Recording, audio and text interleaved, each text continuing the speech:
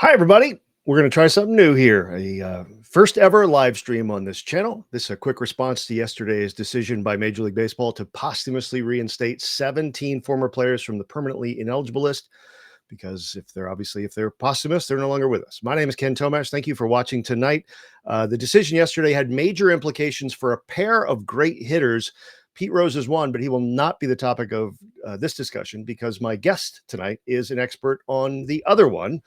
He is that expert, in fact, is Jacob Pomrenke of the Society for American Baseball Research and editor of Scandal on the South Side, the 1919 Chicago White Sox, the definitive research work on the Black Sox. If your working knowledge of this scandal is 8 men out, it's okay, but you're just a little bit behind it. The scandal itself is subject for another day, but today we're going to talk about the great hitter in question as well as his teammates and how yesterday's decision impacts them. That hitter is one Joseph Walker Jackson, better known as Shoeless Joe Jackson. He's been ineligible since 1921 when Commissioner Landis banned him and the other 7 men who were part of the scheme to throw the World Series. Yesterday's ruling by Commissioner Rob Manfred seems to open the door for Jackson's potential enshrinement in the Hall of Fame, but does it? We will explore that over the next several minutes. We'll try to answer some of your questions, so put those in the chat as well. Jacob joins us from Chicago. Thanks, my friend. I appreciate you joining me tonight. Thanks for having me on, Ken. I know you are the guy when it comes to this topic, so I thought this is the guy we got to have. Again, put your questions in the chat. We'll do our best to answer them after we grill Jacob for a few here. Did you or the folks at SABR have any inkling that this decision was coming or that it was coming yesterday? No, this was quite a shock on a random Tuesday afternoon. You know, we certainly have been paying attention to the rumblings with the political climate earlier this year. Certainly, you know, President Trump's announcements and posts online have perked up my ears, you know, that something like this might be coming down the pike at some point. But we certainly had no idea it was coming this quickly or right now. This was all new to me for sure. Let's talk about the decision itself for a minute, and credit where credit is due, because I can see baseball's rationale as they stated it, that a lifetime ban can end with the end of the lifetime. And it may be semantic, but it's not the lifetime ban list. It's the permanently ineligible list, and permanent has a definition, meaning leaving emotions out of it because baseball fans are very passionate about this issue. It seems like everyone is on board with this. How about you? Well, you know, I think there is some legitimacy to the argument that, you know, Major League Baseball doesn't have jurisdiction over these players. And I do think there is a case to be made that you can separate the ineligibility of players to be employed by Major League Baseball versus their, you know, chances to be inducted into the Hall of Fame. I think those are two separate questions and two separate issues. However, you know, since 1991, those issues have been pretty intertwined, and, you know, where MLB goes, the Hall of Fame typically follows. So this is, you know, definitely a new chapter in that story. Whether or not it actually changes anything about Pete Rose or Shoeless Joe Jackson or anyone else remains to be seen. Now, many people, obviously, especially those who maybe are not following it as closely as some others, may have said yesterday, "Oh, there's no question. This means immediate induction, and I'll turn on my Major League Baseball network in January, and I'll see that Rose and Jackson are inducted into the Hall of Fame, and that'll be that." But it's a little more complicated than that, and the Hall has clarified exactly why that is a little more complicated. Walk us through that real quick. Yeah, this is not going to be automatic enshrinement for Pete Rose or Shoeless Joe Jackson by any means. The Hall of Fame said on Tuesday that the next chance that both Rose and Jackson or any other players who might be considered for the classic era ballot will be in December of 2027. So we're still about 2.5 years out from those deliberations for what used to be called the Veterans Committees. And then the class of 28 is when they would be eligible to be voted in. So we still have a long way to go. A lot can happen, certainly. And I don't think by any means that this is, you know, just because Major League Baseball has made this decision about their eligibility, I don't think by any means that makes it an automatic enshrinement for anybody. We should note perhaps that in 1936 and 1946, Joe Jackson received 2 Hall of Fame votes in each of those years. In the latter instance, it was part of a 2-step process to determine the 20 players who would get on the ballot. And at that time, the Hall did not have the rule that they enacted in 1991, that anyone on the permanently ineligible list could not be on the ballot. Were those two votes still within the halo of the scandal, or did they reflect voters' attitudes about Jackson's worthiness as a Hall of Fame candidate? Do you have any idea about the climate at that time? Yes, I think what it reflects most is the confusion that voters had around who was actually eligible for the Hall of Fame.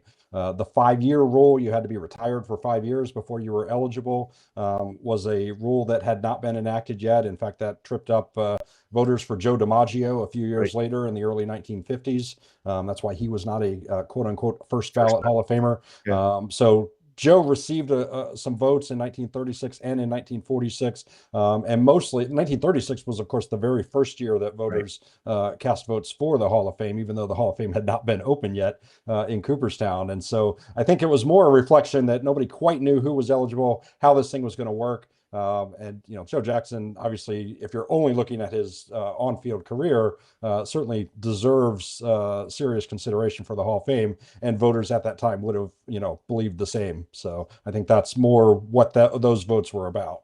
So let's talk about that for a second. His credentials: 356 lifetime average in 13 seasons, 4 seasons of 200 hits, another one where he just missed 200 hits during the dead ball era. Those are well known. Do you think those in and of themselves are enough to influence the people who will vote in December of 2027?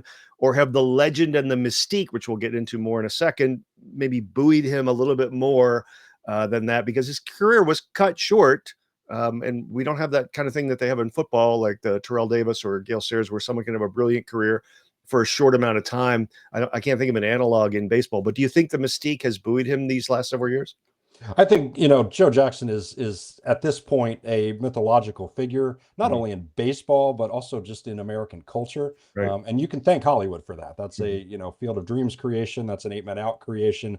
He is now a mythological figure. The real Joe Jackson from Greenville, South Carolina, is almost unknown today. Nobody alive remembers seeing him play. Nobody remembers him, that much as a person later in life. So, what we're talking about is almost a ghost in a lot of ways, a baseball ghost. And you have to kind of strike through all of those myths to get to the real person and the real ball player. And the real Joe Jackson as a ball player was tremendous. I mean, he was known as one of the most natural hitters to ever live. That is still true today. We still, most people still believe that, and the numbers, hold up very well, even with modern analysis. He was a tremendous hitter, one of the greatest of his generation or of any generation. So I think if you only look at the on-field performance, Joe certainly has a very, very strong case to get in. Now, his counting stats are not great because, of course, his career ended at the age of 32 after the 1920 season, so he didn't get into the decline phase. He wasn't able to compile, 2,000, let alone 3,000 hits. And so, those numbers, modern voters might look at and say, well, he wasn't on the field quite long enough. But when he was on the field, he was certainly a Hall of Fame player as we know it today.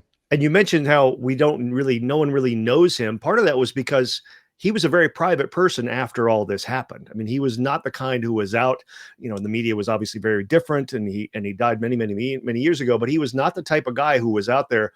He wasn't signing autographs in Las Vegas or anything like that, like some other guys have done. He kept himself. Why do you think that was? And obviously that was part of the person that he was he ashamed of the whole everything that happened, or what, that he just basically retired from public life? I think that's one of the biggest myths about Shoeless Joe as a person is that, he really left baseball, hung his head, and, never really resurfaced again. And the reality is, just like the other Black Sox players and the other band players in the 1920s, he kept on playing ball. He played Right. independent baseball, semi-pro baseball, outlaw baseball all over the country, up into New York and Pennsylvania in the 1920s. So, he continued to play ball until he was, almost 50 years old. And he went back home to South Carolina and opened up a successful business, a liquor store and a restaurant and a dry cleaners. And so he and his wife, Katie, ran successful businesses in his hometown in South Carolina. And, he lived out his life. He went to the ballpark, the local ballpark, to watch the Greenville Spinners. He taught all the young kids in the neighborhood how to play ball. And so, he held his head up high. He didn't think he had anything to be ashamed of. He certainly believed that he had kind of gotten screwed out of his baseball career by Judge Landis and Charles Comiskey and others. But he held his head up high. He was a very proud man. He lived his life with his head up. And, he was very well respected and well loved in his hometown. Now, there are a lot of guys who were, you got to understand the climate of the times, the late 19th century, early 20th century. There were a lot of gambling scandals. That's part of the reason that Landis was installed as commissioner. And it's part of the reason we have the rules that we have today. But and there are others like the Evangeline League scandal in the 40s and guys like that, the Ty Cobb Tris Speaker rumors that never panned out to anything. But Tris Speaker wasn't banned, and quite frankly, nobody made 2 movies starring Tris Speaker, right? So that has elevated him from, like you said, a very, very good ball player and one of the best hitters ever into this kind of figure that maybe he can't do justice to because he's, at the end of the day, just a ball player, right? Yeah, and one of the things about Shoeless Joe's story is that he is much more famous outside the Hall of Fame than he ever would have been if he had been inducted in, say, 1951 before he Right. died. If he gets inducted, in the late 1940s or early 1950s, he'd be Zach Wheat, he'd be Harry Heilman. Those guys were outstanding players, Hall of Fame players, who were contemporaries of Shoeless Joe, and no one today knows who they are. No one today remembers them or talks about them.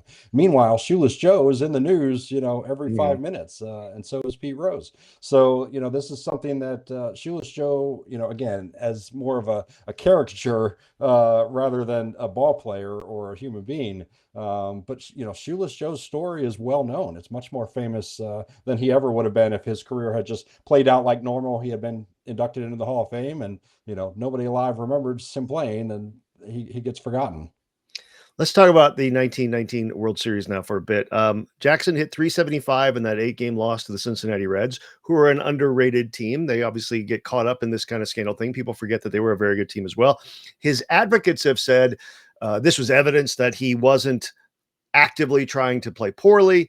That is worth noting, but he also did testify under oath that he took money from gamblers with the express purpose of throwing the World Series. A lot is made of his hitting in the series. You've done the research. How do you reconcile those two truths, and where do you land on his true culpability, if anywhere? Well, I think there is no question. We have done the research. We have access to the trial transcripts. We have access to a lot of different legal documents here in Chicago at the History Museum and other places. Shoeless Joe took the money. There was absolutely no question about it. He accepted the bribe money from gamblers. He even complained under oath that he didn't get all the money he was promised. And then later on, he started changing his story and saying that he wasn't involved and he didn't take the money or anything else. But we know he took the money. We even know what he did with it. He paid off his younger sister's hospital bills in Savannah, Georgia. So this is something that we absolutely know to be true. He was involved in the scandal, in the fix. He did accept the bribe money. And for many people, that's enough. The fact that he took a bribe to lose the World Series, whether or not he played his best on the field, that's something we've been debating for 100 years, and we'll probably continue to debate for 100 more years. But he did take the money. There's absolutely no question about it. We have his own words under oath saying so, and including his wife, Katie, who testified during his civil trial. So we know for a fact that he was involved. He did take the money. He was guilty in that respect, and he certainly deserved some punishment, just like the other Black Sox. And maybe the people who will vote will think that justice has already been served, and it's been long enough. It has happened before. We'll see. So obviously, this decision also reinstated the other 7 players in this scandal, as well as 9 others who were in various degrees of infamy, shall we say. Now, the one of the Black Sox who perhaps has the best potential credentials is Eddie Cicotte. He won 209 games, 2.38 ERA, but there are a lot of guys with more than 209 wins who are not in the Hall of Fame. I mean, Bobo Newsom has more wins than that. Does Cicotte have any shot at all, do you think? I don't think that Eddie Cicotte has a chance now in the 21st century. I do think that, again, just like Shoeless Joe, if his career had played out to its natural end instead of getting cut short after the 1920 season, I think if Cicotte had, continued to pitch well for 2, 3, 4 more years and Mhm. ended up closer to 250 career wins and a sparkling ERA. I absolutely think that he would have been inducted into the Hall of Fame a long time ago. He was certainly one of the best pitchers of his era, certainly got better as his career went on. He and Walter Johnson were basically 1-2 for those final, 4 or 5 years in the American League. And so I do think Cicotte does still, have an outside shot. His numbers look great, and his performance outside the 1919 World Series looks pretty good. But you can't overlook the fact that he fixed the World Series. So I think that's ultimately he is not going to get in. I don't really think he's got a realistic shot in the 21st century of ever reaching Cooperstown.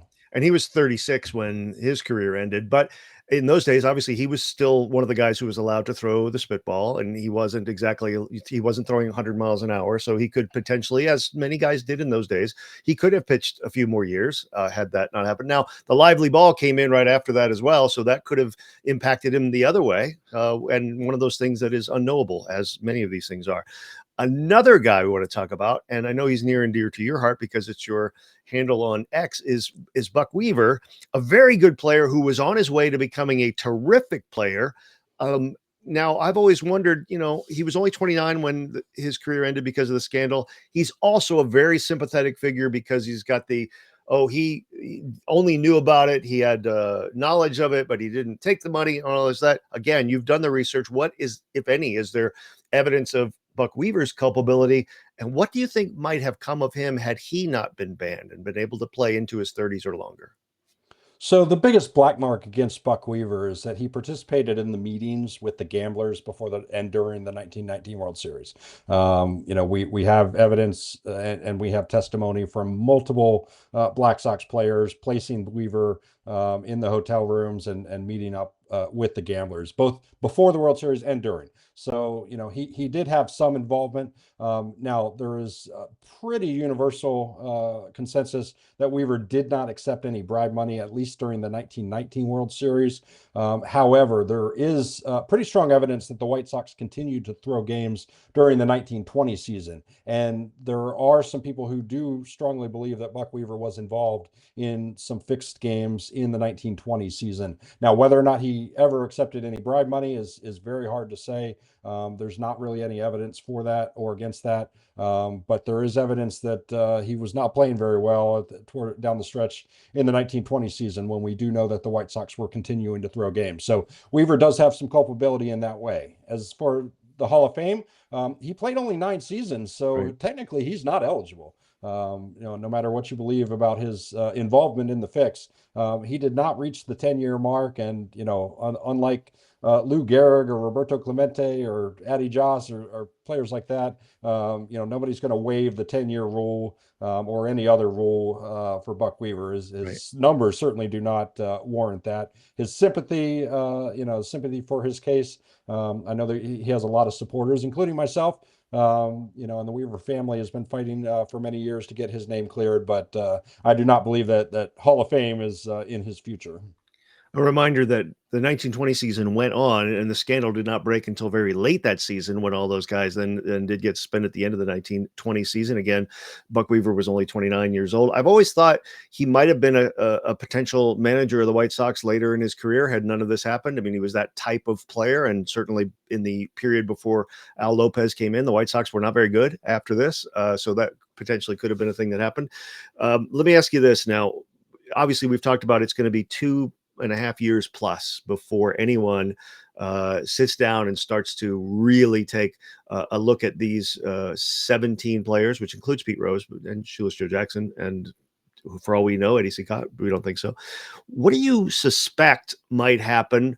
And what do you suspect we're going to hear about for those next couple of years and a half? I mean, this debate has not abated in the last 100 years, and I don't think it will really abate. If anything, it's as we get closer, it seems like it's only going to build to a crescendo. What's your take on what's going to happen between now and then, and what might happen in 2027?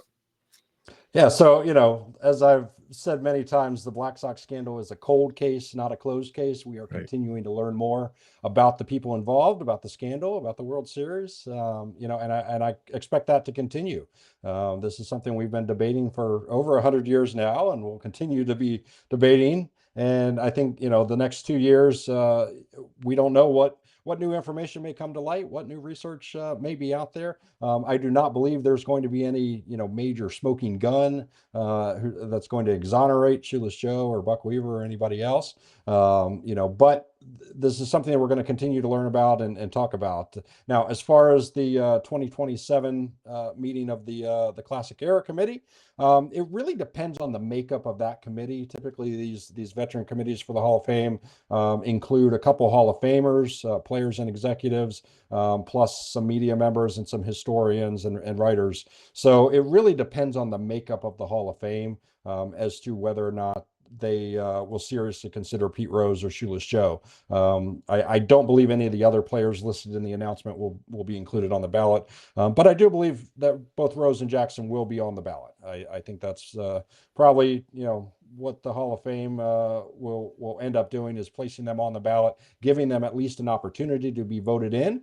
But it will very much depend on the makeup of that committee and how they see things. There are a lot of players who are not happy with Pete Rose, including his own teammates and contemporaries, that they are not fans of his case for the Hall of Fame anymore. He spent many years lying, and that doesn't even include some of his off-field transgressions like statutory rape and tax evasion that put him in prison in the 1990s.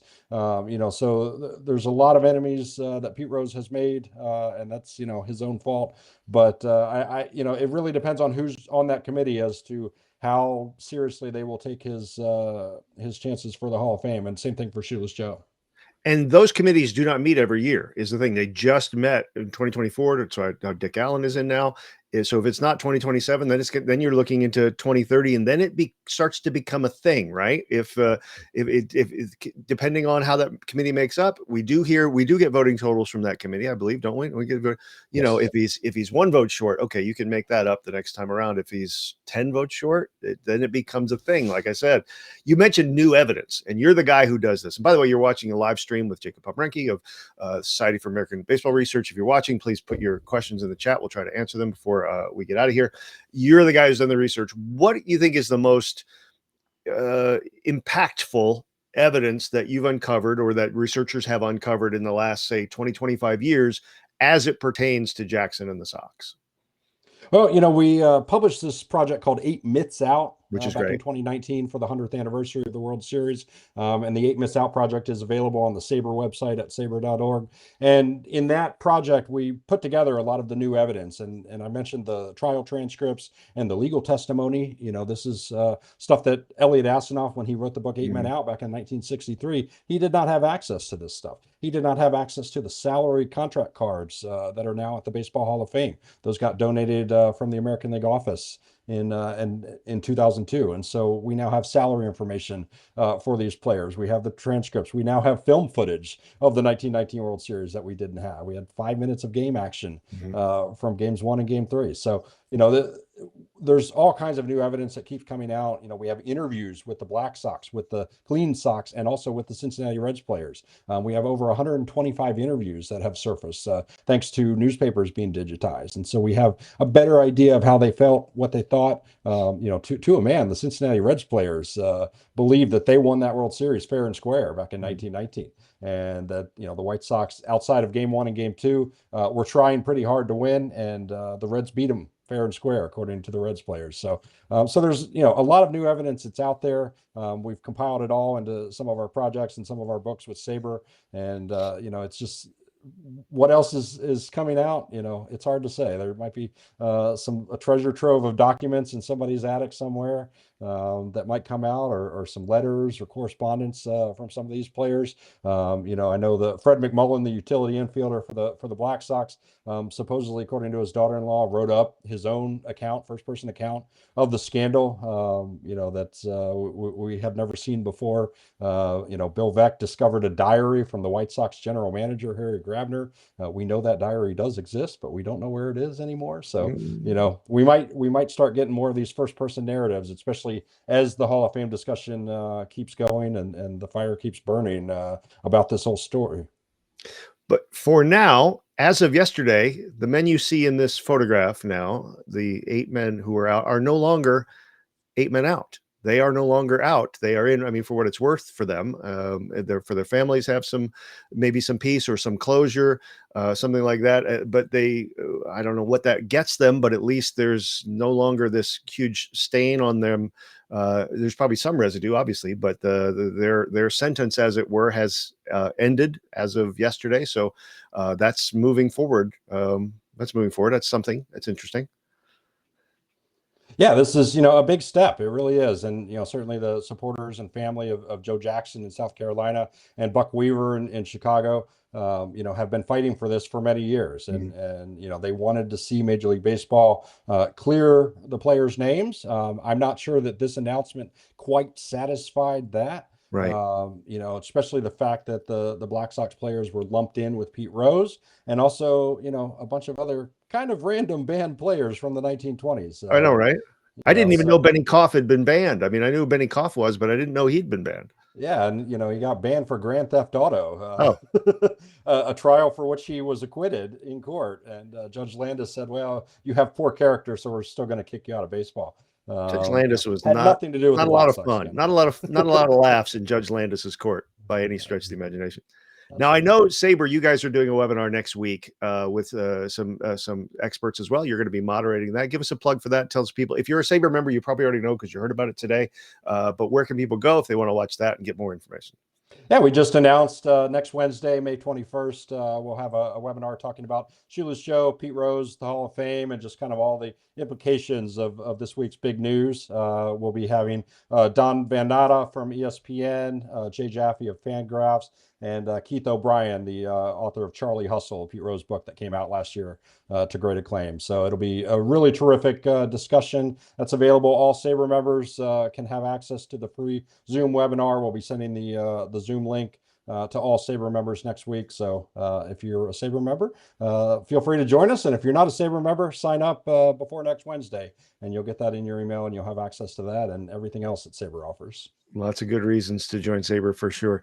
The book is called Scandal on the South Side. Jacob Pomrenke has been our guest, and he is one of the editors, the main editor of that book. I recommend it highly, again, especially topical now, and probably hopefully you see a surge in sales as people now rediscover some of the things that you have uncovered. I know 2019 was a big year because of the 100th anniversary, and with every new thing that happens, maybe a little bit more interest happens, but pick up the book. Jacob, thanks so much for taking the time to be with us tonight. We really appreciate it. And the next time something big happens pertaining to this, we'll have you back on. Always happy to talk baseball with you, Ken. All right. Thanks, man. All right, folks. Thanks so much for joining us for our first ever live stream on this channel. Really appreciate you watching. Hopefully, give us a subscription. Subscribe to this channel. This is a channel. It's kind of eclectic. It has a lot of different things on it. Also got a new channel. Soccer Rewind is another channel that where we look at retro soccer. So if you like that, give that a tumble as well. But for now, I'm Ken Tomash. Thanks so much for being with us. Hope you found some value in this. We'll see you next time.